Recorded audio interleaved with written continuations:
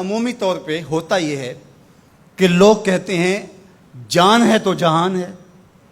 جان اور جہان کا فلسفہ ہم بچپن سے سنتے آئے ہیں. لوگ کہتے ہیں جائیداد چھوڑ دو، فلاں چھوڑ دو، فلاں چھوڑ دو، نظریات پر بھی کمپرومائز کر لیتے ہیں. جب جان نہیں ہے تو پھر باقی کیا؟ جان ہے تو جہان ہے. اس فلسفے کو حسین ابن علی نے بدل کے رکھ دیا کہ جان ہے تو جہان ہے. حسین نے بتایا جان نہیں ہے پھر بھی پوری کائنات تیری ہے. لوگ یہ کہتے ہیں کہ اگر لٹ گئے تو پھر سب کچھ برباد ہوگا. حسین نے یہ فلسفہ دیا لٹ کے ہی تو آباد ہوا جاتا ہے. یزید سب کچھ بچا کے بھی نہ بچ سکا، حسین سب کچھ کٹا کے بھی زندہ و جاوید رہا.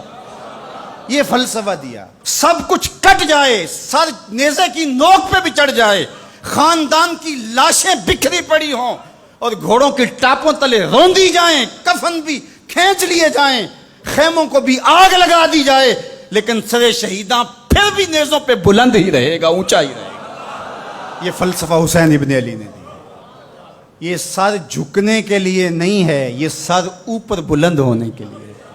اور میں ایک بات کہا کرتا ہوں، لوگ سر بچانے کے لیے ہاتھ دے دیتے ہیں، ظالم کے ہاتھوں میں ہاتھ دے دیتے ہیں کہ سر بچ جائے.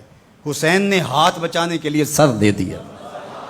ہم نے بچپن سے لے کر کے لڑکپن تک اور لڑکپن سے لے کر آج تک حضرت نبی رحمت صلی اللہ علیہ وآلہ وسلم کا یہ فرمان سنا ہے، من رآ منکم منکرا فلیغیرہ بیدہ فإن لم یستطع فبلسانہ فإن لم یستطع فبقلبہ وذلک اضعف الایمان او کما قال النبی صلی اللہ علیہ وسلم.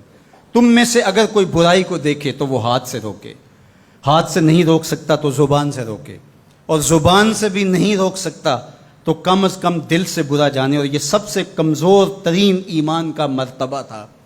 جو لوگ کہتے ہیں امام حسین کربلا میں کیوں گئے، میں انہیں کہتا ہوں امام حسین حضور کی گود کے پالے ہوئے تھے، کمزور ایمان والے نہیں تھے کہ دل میں ہی کڑتے رہتے اور ظلم کو اور جبر کو اور زیادتی کو اور ناانصافی کو ہاتھ اور زبان سے نہ روکتے. حضرت امام حسین کے خطبے دیکھ لیجئے، قدم قدم پہ خطبے دیے. محمد بن حنفیہ کے نام جو آپ نے وصیت نامہ لکھا تھا، آپ نے فرمایا انی لم اخرج عاشرا ولا بطرا ولا مفسدا ولا ظالما. میں سیر سپاٹے کے لیے نہیں جا رہا اور نہ ہی میں اپنی کسی خواہش کی تکمیل کے لیے جا رہا ہوں. میرے اہداف میں، میری خواہشات کے کسی گوشے میں یہ موجود نہیں ہے کہ میں تخت و تاج حاصل کر لوں گا. انما خرجت لطلب الاصلاح فی امت جدی. میں اپنے دادا کی امت کی اصلاح کے لیے جا رہا ہوں. اريد ان آمر بالمعروف وانہی عن المنکر. میں امر بالمعروف اور نہی عن المنکر کے جذبوں سے مالا مال ہو کے میں اس سفر کو اختیار کر رہا ہوں. جب شریعت کا مذاق اڑایا جا رہا ہے، شریعت کی شکل بدلی جا رہی ہے، خلافت کا رشتہ قرآن سے ٹوٹ گیا ہے اور ایک نئی صورت دین کو دی جا رہی ہے، اور جو اس سانچے میں ڈھل کے دین نکلے گا وہ محمد عربی کا دین نہیں ہوگا، جو طائف کے بازاروں سے لے کے مکے کی گلیوں تک، احد سے لے کر غزوہ حنین تک حضور نے خود اور اپنے اصحاب کو تکلیف میں ڈال کے جو دین دیا، جو امت تشکیل دی. یزید اس سارے نظم کو بدل رہا ہے، تو کیا نبی کا نواسا جس کو حضور نے گود میں پالا ہو وہ خاموش ہو کے بیٹھ جائے؟ کہا حسین ایسا نہیں ہونے دے گا، اور اس کی جو بھی قیمت ادا کرنا پڑی حسین وہ قیمت ادا کرے گا. اور پھر اس کی قیمت چھوٹی نہیں تھی جو ادا کرنا پڑی.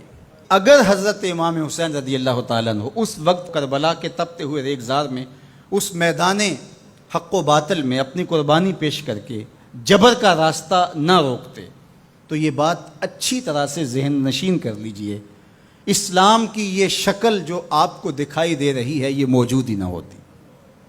دنیا کے اوپر کتنی تہذیبیں، کتنی ملتیں اور کتنی اقوام، جب ان کے اندر تغیر آیا تو وہ اپنی اصل صورتی چیزیں کھو بیٹھی. دنیا کے اوپر کتنے مذاہب، یہودیت کی شکل دیکھ لیجئے، کیا یہ وہی صورت ہے جو حضرت موسیٰ لے کر آئے؟ عیسائیت کی شکل دیکھ لیجئے، کیا یہ وہی صورت ہے جو حضرت عیسیٰ لے کر کے آئے؟ ابھی کچھ دن ہی نہیں گزرے تھے تو حواریوں کے بعد جو ہوا اور جس طرح سے دین عیسیٰ کا حلیہ بگاڑ کے رکھ دیا گیا، جس طرح موسوی دین کی شکل تبدیل کر کے رکھ دی گئی، تو کیا دین محمدی کی شکل باقی رہ جاتی؟ جب یوں دین کی صورت اور شکل کو بدلنے والے میدان میں آپ موجود ہوئے تھے، لیکن باقی ادیان، باقی تہذیبیں، باقی ملل، باقی قومیں، ان کی شکل اس لیے تبدیل ہو گئی کہ اس شکل کو بچانے والا کوئی حسین وہاں نہیں تھا، اور یہاں اس دین کی اصل صورت اور شکل اس لیے موجود رہی کہ اس دین کو بچانے والا حسین ابن علی موجود تھا۔ مسٹر گوکھلے نے کہا تھا کہ اگر حسین ابن علی رضی اللہ تعالی عنہ نہ کھڑے ہوتے تو اسلام یا تو مٹ ہی جاتا، اور اگر موجود رہتا تو اس کی وہ شکل نہ ہوتی جو محمد بن عبداللہ لے کر آئے تھے، اس کی شکل وہ ہوتی جو یزید پیش کر کے جاتا۔ لیکن حسین ابن علی کی قربانی، ان کی نہضت کی وجہ سے، ان کے قیام کی وجہ سے، ان کے کھڑا ہو جانے کی وجہ سے 14 صدیاں گزرنے کے بعد آج بھی وہی اسلام ہے جو آمنہ کا لال دے کے گیا تھا۔ یہ حسین ابن علی کا کام ہے جو حسین نے کیا۔ اس لیے حضور نے ناز کیا حسین پر، کہا کہ حسین منی و انا من حسین، حسین مجھ سے ہے اور میں حسین سے ہوں۔ یہ مجھ سے ہے کہ میری بیٹی کا بیٹا ہے، میری نسل ہے، میرا نسب ہے، میں حسین سے ہوں، قیامت تک میرے دین کا جھنڈا جھولتا رہے گا، تو اس کی بنیادوں میں لہو حسین ابن علی کا۔ حضرت امام حسین رضی اللہ تعالی عنہ نے ایک بات کہی تھی جب بیعت کا آپ سے مطالبہ کیا گیا، تو آپ نے یہ نہیں کہا کہ میں یزید کی بیعت نہیں کرتا، بلکہ آپ کا جملہ تاریخ ساز ہے، بڑے لوگوں کا کلام بھی بڑا ہوتا ہے اور حکمت کے نور سے بھرا ہوا ہوتا ہے، قیامت تک ایک نسب العین دینا تھا۔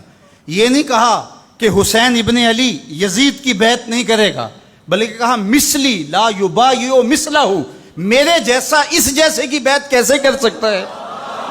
تو یہ قیامت تک کے لیے لاہ عمل دے دیا کہ جو حسین کے نقشے قدم چلنے والا ہوگا وہ وقت کے یزید کے ہاتھ میں ہاتھ نہیں دے سکتا، چاہے گردن کٹ جائے، بازو کٹ جائے، خاندان لٹ جائے۔ یہ حسین ابن علی کا پیغام ہے۔